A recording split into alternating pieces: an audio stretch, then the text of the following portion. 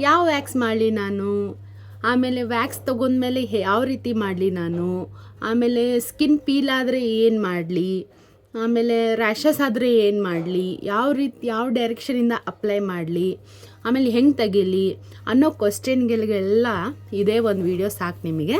ಎಲ್ಲ ನಿಮ್ಮ ಕ್ವಶನ್ಗಳಿಗೂ ಈ ಒಂದು ವಿಡಿಯೋದೆಲ್ಲ ಆನ್ಸರ್ ಇದೆ ಆಯಿತಾ. ವಿಡಿಯೋನ ಕಂಪ್ಲೀಟಾಗಿ ಪೂರ್ತಿಯಾಗಿ ನೋಡಿ. ಹಾಯ್ ಗೈಸ್, ಎಲ್ಲರಿಗೂ ನಮಸ್ಕಾರ.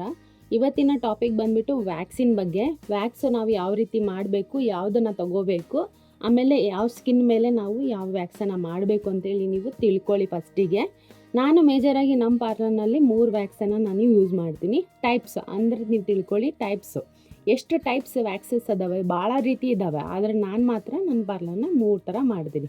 ಒಂದು ಶುಗರ್ ವ್ಯಾಕ್ಸು, ಇನ್ನೊಂದು ಲಿಪೋಸೊಲ್ಯುಬಲ್ ವ್ಯಾಕ್ಸು, ಇನ್ನೊಂದು ಬೀನ್ ವ್ಯಾಕ್ಸು. ಈ 3 ವ್ಯಾಕ್ಸಸ್ಸನ್ನು ನಾನು ನಮ್ಮ ಪಾರ್ಲರ್ನಲ್ಲಿ ಕೆಲಸಗಳನ್ನ ಮಾಡ್ತೀನಿ ನಾನು. ಆಮೇಲೆ ಯಾವುದೇ ರೀತಿ ನಮ್ಮ ಕ್ಲೈಂಟ್ಸಿಗೆ ಹಾನಿ ಆಗಿಲ್ಲ. ಹಂಗಾಗಿ ನಾನು ನಿಮಗೇನು ಹೇಳ್ತಾಯಿದ್ದೀನಿ, ಈ 3 ವ್ಯಾಕ್ಸಿಂದಾನೇ ನೀವು ಪ್ರಾರಂಭ ಮಾಡಿ. ಫಸ್ಟ್ ವ್ಯಾಕ್ಸ್ ಬಂದುಬಿಟ್ಟು ನೀವು ಶುಗರ್ ವ್ಯಾಕ್ಸಿಂದ ಸ್ಟಾರ್ಟ್ ಮಾಡಿ. ಶುಗರ್ ವ್ಯಾಕ್ಸ್ನಲ್ಲೂ ಅಷ್ಟೇ ಫ್ಲೇವರ್ಸ್ ಜಾಸ್ತಿ ಬರ್ತವೆ, ಆದರೆ ಅದ್ರದ್ದು ಫ್ಯಾಮ್ಲಿ ಏನು ಶುಗರ್ ಅದೇ, ಅದು ನೀರಿನ ತೊಳೆದ್ರೆ ಹೋಗಿಬಿಡುತ್ತೆ. ಇನ್ನೊಂದು ಬಂದ್ಬಿಟ್ಟು ಲಿಪೋಸೊಲ್ಯುಬಲ್ ವ್ಯಾಕ್ಸು. ನೀವು ಜಾಸ್ತಿ ರೀಕಾ ವ್ಯಾಕ್ಸು ಅನ್ಬೋದು. ಈ ರೀತಿ ಬ್ರ್ಯಾಂಡ್ ಅಲ್ಲ, ಅದ್ರದ್ದು ಫ್ಯಾಮ್ಲಿ ಏನಿದೆ, ಶುಗರ್ ಇದೆಯಾ ಅಥವಾ ಲಿಪೋಸೊಲ್ಯುಬಲ್ ಇದೆ, ಅದು ಆಯಿಲ್ ಬೇಸ್ಡ್. ಅಂದರೆ ನೀವು ನೀರು ಹಾಕಿ ಕ್ಲೀನ್ ಮಾಡಿದ್ರೂ ಕ್ಲೀನ್ ಆಗೋದಿಲ್ಲ, ಅದಕ್ಕೆ ನೀವು ಆಯಿಲಿಂದನೇ ಕ್ಲೀನ್ ಮಾಡಬೇಕು. ಅರ್ಥ ಆಯ್ತಾ? ನೀವು ಫಸ್ಟಿಗೆ ಏನು ಮಾಡಿ, ನೀವು ನಾರ್ಮಲ್ ವ್ಯಾಕ್ಸಿಂದ ಪ್ರಾರಂಭ ಮಾಡಿ.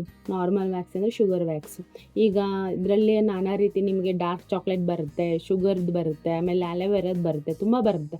ನೀವು ಸ್ಟಾರ್ಟಪ್ ಮಾಡ್ತಾಯಿದ್ದೀರಲ್ಲ, ನೀವು ಹನಿ ವ್ಯಾಕ್ಸಿಂದಾನೇ ಸ್ಟಾರ್ಟ್ ಮಾಡಿ. ಅದ್ರದ್ದೇನು ಜಾಸ್ತಿ ನೀವು ತೊಗೊಳ್ಬೇಕಾದ್ರೆ ನೆಸೆಸಿಟಿ ಇರೋಂಗಿಲ್ಲ. ಪೌಡರ್ ಬೇಕು, ಮತ್ತು ಈ ಥರ ವ್ಯಾಕ್ಸ್ ಬೇಕು, ವ್ಯಾಕ್ಸ್ ಹೀಟರ್ ಬೇಕು, ಮತ್ತು ಸ್ಟ್ರಿಪ್ಸ್ ಬೇಕು. ಇಷ್ಟರಲ್ಲೇ ಆಗಿಬಿಡುತ್ತೆ. ನೀವು ಪ್ರಾಕ್ಟೀಸ್ ಮಾಡಿ.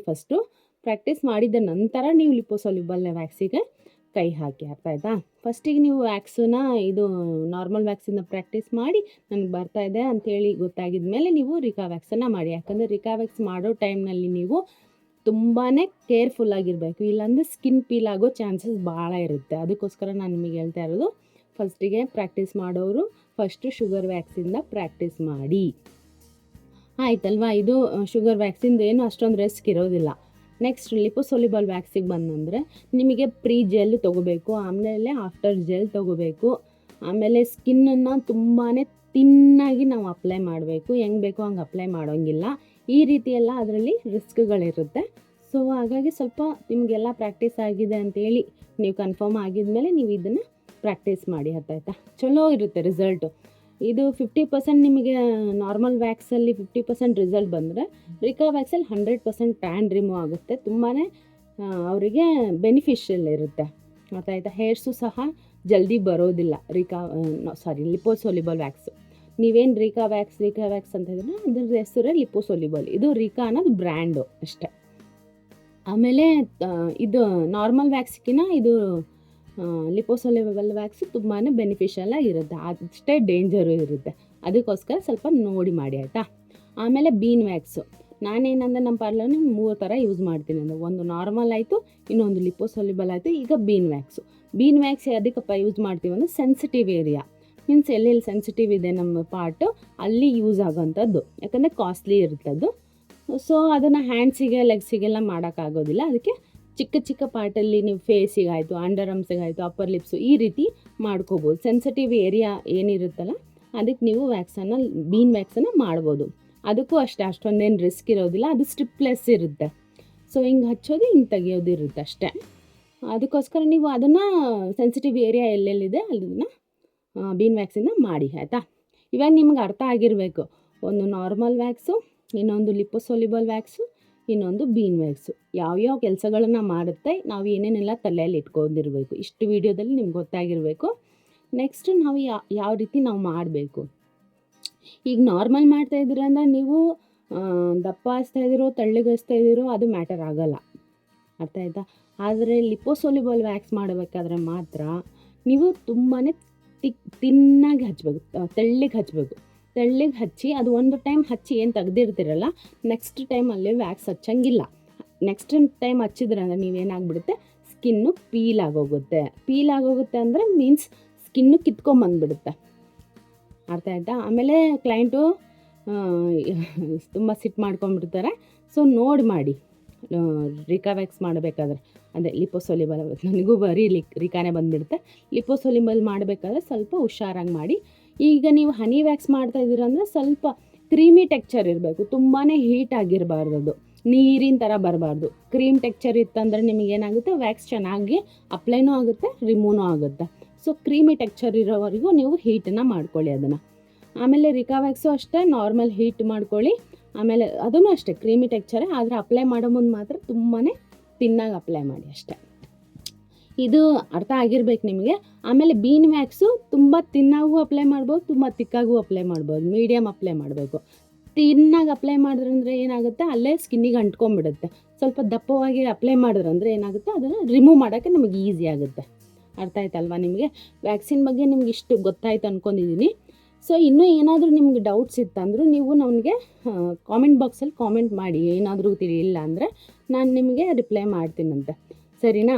ಆಮೇಲೆ ನೀವು ಈ ವ್ಯಾಕ್ಸ್ ಮಾಡೋ ಟೈಮಲ್ಲಿ ಏನು ಮಾಡಬೇಕು, ಅವ್ರ ಕೈಗಳನ್ನ ಕ್ರೀಮ್ ಏನಾದರೂ ಹಚ್ಚಿದಾರಾ ಇದೆಲ್ಲ ತಲೆಯಲ್ಲಿ ಇಟ್ಕೋಬೇಕು. ಈಗ ಸಪೋಸ್ ಏನಾದರೂ ನೀವು ವ್ಯಾಕ್ಸ್ ಮಾಡಬೇಕಾದ್ರೆ ಏನಾದರೂ ಪಿಂಪಲ್ಸ್ ಆಗಲಿ, ರೆಡ್ನೆಸ್ ಆಗಲಿ, ಆಮೇಲೆ ಸ್ಕಿನ್ ಪೀಲೇ ಆಗಿರಲಿ, ಸೊ ನೀವೇನು ವರಿ ಮಾಡೋಕ್ಕೆ ಹೋಗಬೇಡಿ. ಅವ್ರಿಗೆ ಹೇಳಿ, 1 ವಾರ ಅಥವಾ 15 ದಿನದಲ್ಲಿ ಅದೆಲ್ಲ ಹೋಗಿಬಿಡುತ್ತೆ.